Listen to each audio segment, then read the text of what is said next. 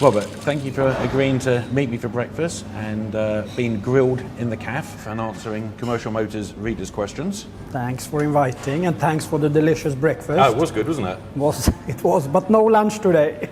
Now, my first question, there's a lot of talk about autonomous vehicles at the moment. Considering the massive driver shortage, do you think it's irresponsible for truck manufacturers to talk about driverless trucks? I mean, why would a young driver invest in HGV training when they know the job isn't for life? No, I think truck drivers will always be needed in the society. What we see now with these first starts of automation is really in very, very special areas, in closed areas, confined areas.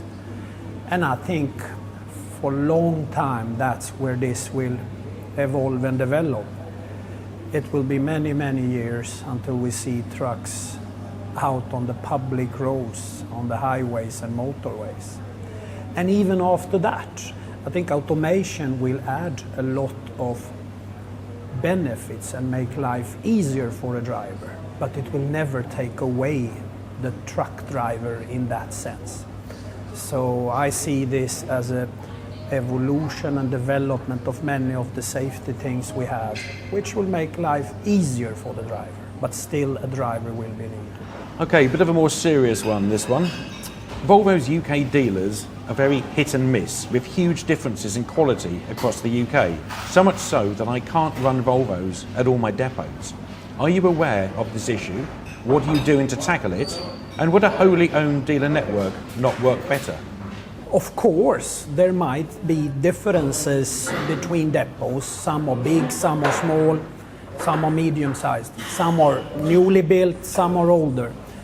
So even if it visually might look different, we want the standard and the service provided is on a pretty equal level with no big discrepancies. So of course I'm concerned to hear this, that someone has had this experience. We work very hard to have a certain minimum standard. Then someone might really excel, but the minimum standard should be on a good level. And I said we work hard to coach our dealers, we set standards, we are pushing them to fulfill certain criteria. And this is something we do and will do continuously. So whenever there is really something, I think the best way for customers is to turn to us on the market company, and we will try to address it with the dealer in question, because it's the only way really to improve things. We must be aware.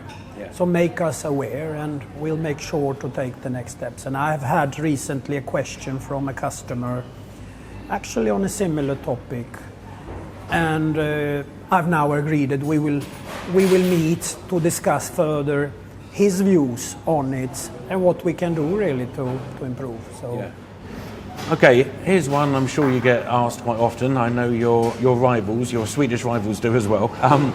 When will Volvo break the 800 horsepower barrier, and will the FH16 ever get dual clutch transmission?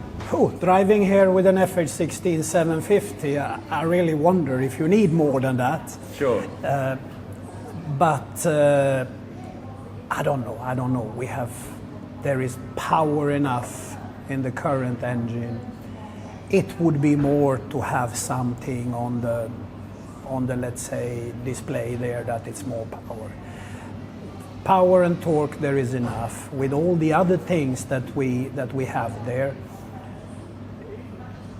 I think the trucks are sufficient. And not having the dual clutch on the FH16, you have the power instead, which gives you this, let's say, constant pull. While the dual clutch was more really evolved for the 13-liter engines, where you might need this faster shifting when you're fully loaded. So I think we cover those two applications quite well with the current range. But let's see what time will bring. Okay, so this reader asks, can I buy a right-hand drive 460 horsepower gas-powered 6x2 FH tractor unit today? How much is it? And the HPDI system looks a bit complicated, what with its diesel, AdBlue and DPF, as well as gas injection. Will it be reliable? Yes, you can buy, and actually many are buying them at present.